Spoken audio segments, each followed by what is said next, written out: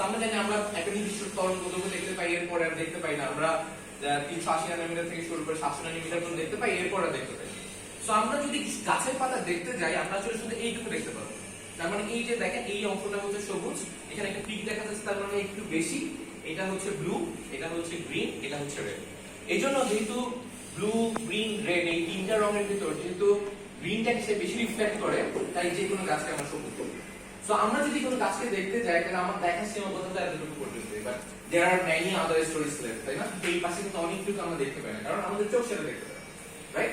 So আমরা যদি এরপর দেখি, রিফ্লেকশনটা খেয়াল করে দেখেন, গ্রিনের রিফ্লেকশনের চেয়ে এই অংশটাকে আমরা বলি হচ্ছে নিয়ার ইনফ্রারেড। এটা কিন্তু অনেক বেশি পরিমাণ রিফ্লেক্ট করে। সো আমরা কিন্তু গাছের যে মেইন স্টোরি সেটা কিন্তু অনেকটুকু দেখতে পাই।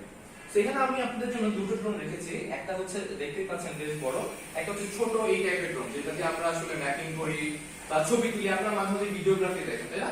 সো এটা একটা ছোট ড্রোন, আর অন দ্য আদার হ্যান্ড এটা একটা বড় ড্রোন দেখেন। সো এই দুটো ড্রোনের বেসিক ডিফারেন্স হচ্ছে আসলে ড্রোন ইজ এ ক্যারিয়ার, যেটা কতটুকু পরিমাণ ক্যারি করতে পারবে। সো এটা 4-5 কেজি বাকি ওয়েট, এটা ওয়েট ছাড়াও ক্যারি করতে পারে। ওগুলো প্রত্যেকটা হচ্ছে ড্রোনের ব্যাটারি। সো ওভারঅল এই ড্রোনটা প্রায় 6-7 কেজির মতো লিফট করতে পারে। বাট ইন্টারেস্টিংলি এই জিনিসটা হচ্ছে সেন্সর। সো আমরা যদি এখন পার্থক্য করতে যাই যে আসলে কেন আমরা এটা ব্যবহার করব, কখন আমরা এটা ব্যবহার করব, সেটার অ্যানসার কিন্তু এই ফিগারটাতে লুকিয়ে আছে। সো যে ড্রোনগুলো কমার্শিয়াল গ্রেডে, সে শুধু আমাদের মতোই এতটুকু দেখতে পাবে, কিন্তু যেটা রিসার্চ গ্রেডের ড্রোন, সে এতটুকুর বাইরেও এতটুকু বাড়তি দেখতে পায়। যত বেশি দেখা যাবে তত সুবিধা, বাট এটাও মনে রাখতে হবে যত বেশি দেখতে যাব তত সেন্সরটা তত এক্সপেন্সিভ হয়ে যাবে, অনেক বড় হয়ে যাবে। সো আমরা আসলে রিসার্চ গ্রেড ড্রোনে এতটুকু পর্যন্ত দেখতে পাই, এরপরে দেখতে পাই। আমরা যদি জাস্ট একটা বোঝানোর জন্য একটা বক্স টানি, তাহলে আমাদের কনজিউমার গ্রেড ড্রোন বা ছোট ড্রোনগুলো আসলে আমরা যা দেখি তাই দেখতে পাই। কিন্তু যদি আমরা রিসার্চ গ্রেড ড্রোনে যাই, সে আমরা যা দেখতে পাই তার চেয়েও বেশি কিছু দেখতে পাই। এখন সমস্যাটা কি? সমস্যাটা হচ্ছে, ধরেন আমি আপনাকে একটা রিসার্চ ফিল্ডে নিয়ে গেলাম, ওকে? নিয়ে যাওয়ার পর বললাম যে এই গাছটা আজকে লাগানো হচ্ছে, একটা গাছ ভালো। আপনাকে বললাম যে আপনি প্রত্যেকদিন গিয়ে গাছটার একটা ক্যারেক্টার লিখবেন। আপনি প্রথম দিন কি লিখবেন? গাছের পাতা সবুজ। দ্বিতীয় দিন কি লিখবেন? আর একটু সবুজ। তারপর দিন, so you will run out of your adjective. তার মানে আপনি একটা পর্যায়ে গিয়ে দেখবেন আপনি আর মেজার করতে পারছেন না। আপনাদের ভিতরে অন্য একজনকে যদি পাঠায়, সে কিন্তু দেখা যাবে একই গাছকে ডিফারেন্টলি ক্যারেক্টারাইজ করছে। তার মানে একটা সমস্যা কি? স্ট্যান্ডার্ডাইজেশন। সো আমরা সবাই একই সবুজ রঙকে কিভাবে দেখি? ভিন্ন ভিন্ন ভাবে দেখি। সো এটা কোনো স্ট্যান্ডার্ডাইজ করা পসিবল না। 3 নাম্বার হচ্ছে, আমরা সবাই জানি এই জিনিসগুলো স্যাটেলাইট থেকেও কানেক্ট করা যায়, কিন্তু আপনারা যদি চিন্তা করে দেখেন আমাদের যে ক্রপ, এই ক্রপে অনেকটা সময় কি থাকে? আকাশ মেঘে ঢাকা থাকে। সো আপনি যদি চিন্তা করেন যে আকাশ থেকে সব দেখে ফেলবেন, সেটাও সলিউশন না। এই জন্যই আমরা আমাদের এই ড্রোনটা একটু প্রেজেন্ট করছি, যেটা আপনাদের সামনে এখানেই আছে। এইটার ড্রোনটা আমি আগে বলেছি, এটা হচ্ছে একটা ক্যারিয়ার, আর এটা হচ্ছে আমাদের সেন্সর। সো এই সেন্সরটা কিভাবে কাজ করে এটা যদি আপনাকে বলি, এই সেন্সরটা আসলে ওই পুরো ওয়েভলেন্থকে রিপ্রেজেন্ট করে, এবং সে স্পেসিফিক্যালি কিছু আলাদা আলাদা তরঙ্গদৈর্ঘ্যের ইমেজ দিয়ে ছবি তৈরি করে। সো কিভাবে কাজ করে? একটা প্রোফাইল মনে করেন, এটা প্রোফাইলের উপর কার আলো পড়ছে? সূর্যের আলো দিয়ে পড়ছে। সূর্যের আলো গিয়ে পড়ে গাছের উপর পড়ছে, গাছ থেকে রিফ্লেক্ট হয়ে আমাদের সেন্সরে চলে আসছে, রাইট? আমরা যদি এখন এটাকে একটু দেখি যে প্লাই করলো, দেন সে এখান থেকে ইনফরমেশন ক্যারি করলো। ইনফরমেশন ক্যারি করার পর কিভাবে ক্যারি করে? ধরে এখানে কিছু ফিল্টার দেয়া আছে। ধরেন এইটা 6টা ক্যামেরা দেখতে পাচ্ছেন আপনারা এখানে দেখেন, যদি আমি এটাকে বড় করে ধরি, এটা আসলে একটা ক্যামেরা না, এখানে কয়টা ক্যামেরা? 6টা। সো 5টা দেখা যাচ্ছে আর দুটো হচ্ছে থার্মাল সেন্সর। সো প্রত্যেকটা ক্যামেরা আসলে ডিফারেন্ট ছবি ক্যাপচার করে। কেউ শুধুমাত্র রেড কে ক্যাপচার করে, কেউ গ্রিন কে ক্যাপচার করে। সো ধরেন একটা রেড ছবি সে কিভাবে তোলে? রেড ছবি হচ্ছে সব আলো আসবে, শুধু রেড পাস করবে, বাকিগুলো ব্লক। সো এইটা যে ছবিটা দিচ্ছে সেটা হচ্ছে শুধু লাল তরঙ্গদৈর্ঘ্যের ছবি। একইভাবে নীল। সো এটা যদি একটা গাছের পাতা হয়, তাহলে এই সেন্সরটা আসলে 5টা ডিফারেন্ট ছবি তৈরি করে ফেলবে। এটা একটা ইন্টারেস্টিং জিনিস আছে, তাই না? আপনারা যদি এই ডান দিকের ছবিটার দিকে তাকান, এখানে একটা জিনিস বুঝতে পারছেন যে এখানে গাছ হেলথ ভালো না, এখানে গাছের হেলথ ভালো না। এটুকু তো আমরা সবাই বুঝতে পারছি, রাইট? আমাদের ছবিগুলো কি বলছে দেখেন তো। আমরা যদি ছবিগুলোর দিকে তাকাই, দেখা যাবে NIR এটা যদি দেখাই যে গাছগুলোর হেলথ ভালো, সেই ছবিগুলো এখানে ব্রাইটার, রাইট? আর যদি আমরা অন্যদিকে তাকাই, রেড দিকে তাকাই, যে গাছগুলো ভালো সেই গাছগুলো হচ্ছে ডার্কার। তাহলে বুঝতে পারছি ডিফারেন্ট তরঙ্গদৈর্ঘ্য কিন্তু চিনতে পারে কোন গাছটার হেলথ ভালো, কোন গাছটার হেলথ খারাপ। সো এই স্ট্রেটটা ব্যবহার করে আমরা কি করতে পারবো, আমরা এরকম একটা ছবি তৈরি করতে পারবো। ওই যে একটু আগে একটা প্রশ্ন করেছিলাম আপনাদেরকে, আপনাকে যদি কোথায় পাঠায়, ফিল্ডে পাঠায়, আপনার কিন্তু সবুজ, একটু সবুজ, কারো সবুজ, দেন একটা পর্যায়ে গিয়ে দেখবেন সেটাকে আর ব্যালেন্স করতে পারছে না, রাইট? কিন্তু দেখেন মেশিন তো আর, সরি ফোন আসছে স্যার এটা করছেন না একটু তাকে একটু ল্যাবে আসতে বলি। হ্যাঁ স্যার, ল্যাবে প্রেজেন্টেশন চলছে, ল্যাবে স্যার প্রেজেন্টেশন দিচ্ছিল আমি স্যার করে বলছি। এটা করছেন না অফ কোর্স। ওয়েভের ফলোটা কি ইউনিফর্মলি হয়? সো ওয়েভের ফ্লোটা হচ্ছে, আমি আপনাকে বলি, আমরা যেভাবে করে ফোনে ছবি তুলি, ফোনে তো ছবি তুলি কিভাবে করে, আমরা জাস্ট এটা রিফ্লেক্টেড লাইট ওয়েভটাকে আমরা ক্যাপচার করি। আমরা নিজেরা কিন্তু কোন ধরনের ওয়েভলেংথ তখন ট্রান্সমিট করি। একটা ছবি যেভাবে কাজ করে, ফোনের ক্যামেরা যেভাবে কাজ করে, এটা ঠিক একইভাবে কাজ করে, ঠিক আছে? সো দেখেন আমরা কিন্তু প্রত্যেকটা জিনিসের জন্য আলাদা আলাদা নাম্বার পাচ্ছি, যেমন এটা 136, এটা 147, 157। সো আমার আগে যে প্রবলেমটা ছিল ইউনিফর্মিটি, স্ট্যান্ডার্ডাইজেশন, আমার কিন্তু সেই প্রবলেমটা এখন আর নাই।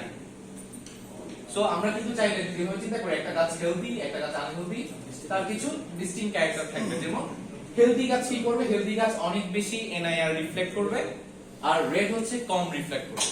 অন দ্য আদার হ্যান্ড একটা আনহেলদি গাছ কম এনআইআর রিফ্লেক্ট করবে, একটা রেড হচ্ছে সে বেশি রিফ্লেক্ট করবে। এটাকে ব্যবহার করে আমরা এইভাবে ডিস্টিংগুইশ করতে পারি কোন গাছটা হেলদি, কোন গাছটা আনহেলদি, এভাবে আমরা ডিস্টিংগুইশ করতে পারি।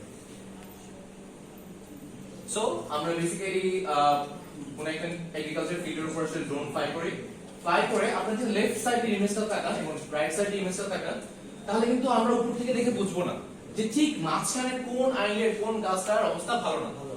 কিন্তু আমরা যখন ছবি দিয়ে পুরোটা ক্যাপচার করে ফেলবো, তখন কিন্তু আমরা বুঝতে পারবো যে ঠিক কোন স্পেসিফিক জায়গাটাতে আসলে কোন একটা ইনসেক্ট আউটব্রেক শুরু হচ্ছে, অথবা কোন জায়গাটার গ্রোথ স্টান্টেড, কোনটা হিটে একটু বেশি স্ট্রেস। এটা কিন্তু আমি উপর থেকে দেখি, শুধু আইলের পাশ দিয়ে হেঁটে গেলে তো হবে না, আমি বুঝতে পারবো না। কিন্তু আমি যদি উপর দিয়ে একদম বার্ড সাই ভিউতে দেখি, তাহলে আমি স্পেসিফিকলি আইডেন্টিফাই করতে পারবো যে আসলে কোথায় প্রবলেম। সো এটা হচ্ছে জেনোটাইপিং mapping.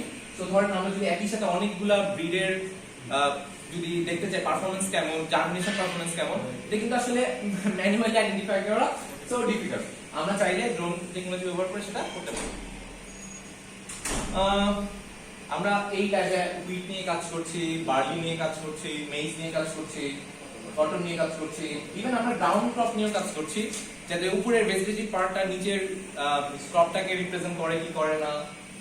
So in any case আমরা আসলে যেটা করার চেষ্টা করি সেটা হচ্ছে আসলে এইটার বিভিন্ন ট্রিটমেন্ট কন্ডিশনে সে তার পুরো লাইফ স্প্যানে কেমন করে সে আমাদেরকে পুরো জায়গাটা শো করছে। এবং আমরা দেখি যে আসলে ধরেন ফর এক্সাম্পল একটা জায়গা হচ্ছে ড্রাউট এফেক্টেড, তাই না? আপনি ড্রাউট মিটিগেশনের জন্য কোনো একটা প্রসেস করতে পারেন, কোনো একটা কেমিক্যাল দিতে পারেন, এটা কি কাজ করছে কি করছে না আমরা কিন্তু খুব দ্রুত বুঝতে পারবো। ধরেন কোনো একটা জায়গায় ইনসেক্ট আউটব্রেক হচ্ছে, ঠিক কোন প্যাচটাতে ইনসেক্ট আউটব্রেক হচ্ছে আমরা খুব দ্রুত বুঝতে পারবো। এবং এটা যত তাড়াতাড়ি আপনি ডিটেক্ট করতে পারবেন সুবিধাটা কি, তত তাড়াতাড়ি আপনি সলভ করতে পারবেন। সো এই ধরনের কাজগুলোতে আমাদেরকে ড্রোন হেল্প করে। তো আমাদের যে পাবলিকেশন গুলো আছে সেগুলো অলরেডি পাবলিশড। সো এগুলো হচ্ছে আসলে আমরা প্রফিট থেকে দেখি, দেখার পর অনেক টাকা আসে, সেখান থেকে আমরা আমাদের যে গল্প সেটা বের করে নিই।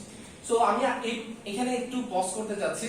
সো আপনাদের যদি আমার স্টোরিটার আরো কিছু জানতে চান, I would like to answer. এটা ডোমেনটা তো ক্লোজ, তাই না? Question please. ডোমেনটা তো ক্লোজ, ওই 380 থেকে 700 এর মধ্যেই তো ডোমেনটা, তাই না? বুঝিনি। ডোমেনটা ক্লোজ না, মানে ওয়েভলেংথের কথা বলছেন? আমরা এই ওয়েভলেংথটা হচ্ছে discrete wavelength. So for example ধরুন রেড, এটা 350 থেকে শুরু করে 380 ন্যানোমিটার পর্যন্ত এটা প্রোডাক্টে রেড করবে। সো এটা যদি আমরা দেখি, আমাদের একটা স্লাইড ছিল,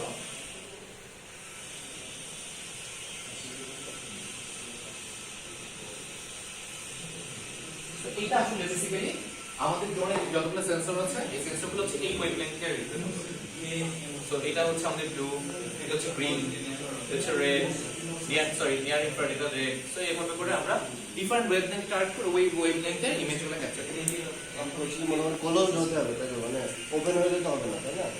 মানে রেঞ্জটা ক্লোজ মানে হ্যাঁ অফকোর্স আদারওয়াইজ তো আপনার ফিল্টার সেট করতে পারবেন না।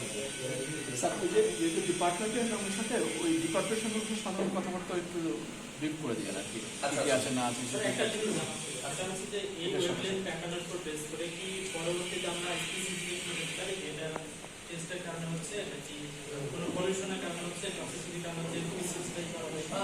এটা যেটা করতে পারে সেটা হচ্ছে আপনাকে অবশ্যই এটা আগে বললাম যে আমরা আসলে এটার প্যাটার্নটাকে ফলো করব given in this kind of given condition.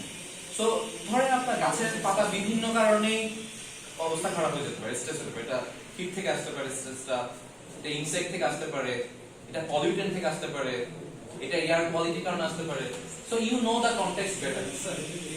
আপনি কনটেক্সটের উপর বেস করে ইভালুয়েট করবেন যে আচ্ছা এই প্রবলেমটা এইটার কারণে। মানে আমি যখন আমি ওয়েবলেন্থ ডিটেক্ট করার পরে আমি ডিটেক্টটা অবজার্ভ করে তারপরে ডিটেকশনটাকে এটা আমরা ড্রোন দিয়ে ডেটা ক্যাপচার করার পর এটা ইমেজ প্রসেসিং করতে মোর অর লেস ধরেন 3-4 আওয়ার্স টাইম লাগে। তো আমরা এটাকে আমরা আমাদের আপনার যদি অ্যাডভান্স টেকনোলজি থাকে আপনি নিয়ার রিয়েল টাইমে ডাটাটা পেয়ে যাবেন। সো আপনার এটা যদি ফিল হয় আপনি আজকে ফ্লাই করে আজকে ডিসিশন নিতে পারবেন যে কি করা উচিত। বাস যাইতে হবে মাঠে যাইতে হবে আচ্ছা, আমি একটা ইন্টারেস্টিং ডিটেক্ট করার মতো ম্যানেজমেন্ট আমি একটা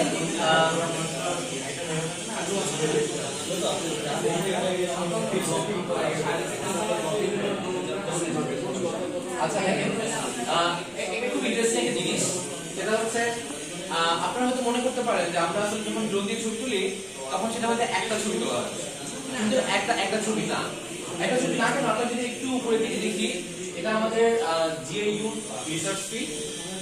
সো এই রিসার্চ ফিল্ডটাতে একটা ড্রোনের কভার করতে কত সময় লাগতে পারে এখানে ইনফরমেশন দেয়া আছে। এই পুরো জায়গাটা কভার করতে তার সময় লাগবে অ্যারাউন্ড 9 মিনিট এবং সে ছবি তুলবে হচ্ছে নিয়ারলি 194 ছবি, এবং এই ছোট ছোট ছবিগুলোকে সে জোড়া দিয়ে একটা ফুল রিপ্রেজেন্ট করবে যাতে আপনি মাপতেও পারেন যে এই একটা পিক্সেল মানে আসলে কত ছবি লাগছে। এটা আসলে সফটওয়্যার আছে, সফটওয়্যার দিয়ে ডিজাইন নিজস্ব সফটওয়্যার আছে, থার্ড পার্টি সফটওয়্যার আছে। তো আমরা আমাদের লেভেল পিক্স কোড দিয়ে করি। এইটা যদি একটু দেখি আমরা তাহলে একটা আইডিয়া পাবো। তো আমরা যখন ছবি তুলে নিয়ে আসি ওই জায়গা পাথ দেয়া, প্রত্যেকটা পাথ থেকে সে একটা ছবি তুলে এই ছবিগুলোকে সে ম্যাচ। আমরা ছোটবেলায় পাজল খেলেছি যে একটা পাজলের পাশের যে ছবি সেটা দেখে আমরা বুঝতে পারি যে ঠিক এটা কোথায় হবে। সফটওয়্যার চিনে নেয় যে আসলে এটার কিছু কমন ফিচার, যেমন একটা রাস্তার মাথা কোথায়, ইন্টারসেকশন কোথায়, একটা গাছ কোথায়, এটা ধরে সে পাশের ছবিগুলোকে আস্তে আস্তে পাজল মিলানোর চেষ্টা করার পর তারপর হচ্ছে সে একটা ছবি দেয়। একটা জিনিস আপনাকে এটাও মনে রাখতে হবে, এটা ফ্লাই করা হচ্ছে নিয়ারলি 80 মিটার থেকে 100 মিটার উপর দিয়ে। এখন আপনি চিন্তা করে দেখেন আপনাকে যদি একটা বিল্ডিং এর ছাদ থেকে অন্য একটা বিল্ডিং দেখতে বলা হয়, আপনারা কিন্তু একজন এক অ্যাঙ্গেল থেকে এক রকম বিল্ডিং এর ছবি পাবেন, তাই না? কিন্তু আমরা যখন উপর থেকে দেখবো তখন তো আমরা মাপ চাই, তাহলে একজন একটা দেখলে তো হবে না। সো আমরা এটা দিয়ে আসলে কি করি, ওইটার যে ডিস্টরশন হয় এই ডিস্টরশনটাকে আমরা কন্ট্রোল করে দিই যাতে আমরা একদম রিয়েল ফিল্ডে মাপতে পারি যে আসলে কি কথা দেখা যায়।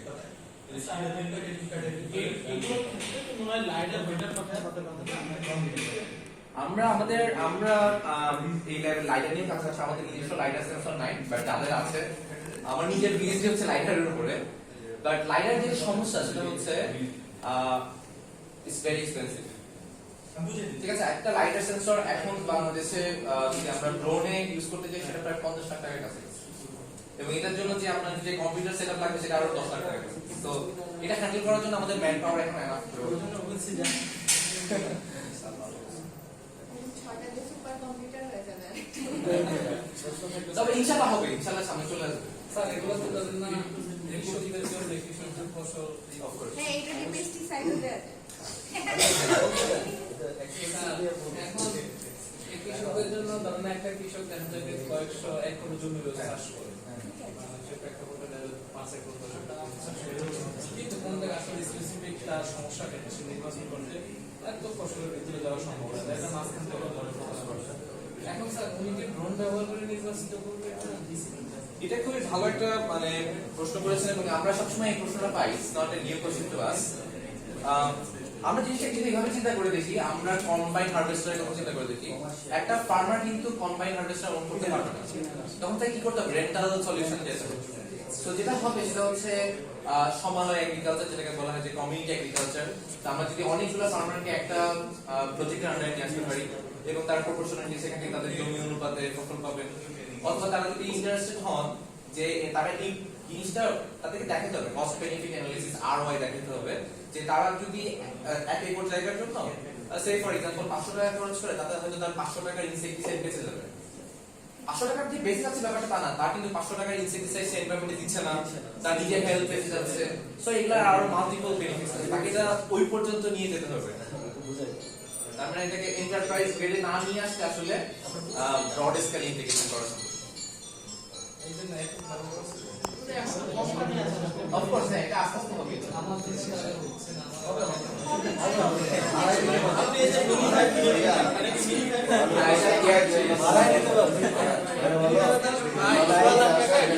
মিনিফাই কিনে নিলেন, ভালোই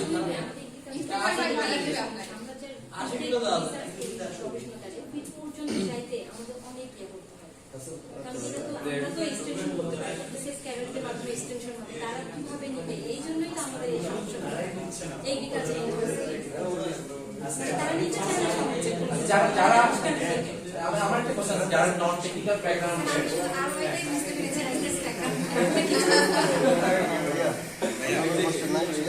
আমার কোনো কোশ্চেন নেই। আমরা একটা গ্রুপ ছবি স্যার আপনি ফার্স্ট স্লাইডে যান যে আমরা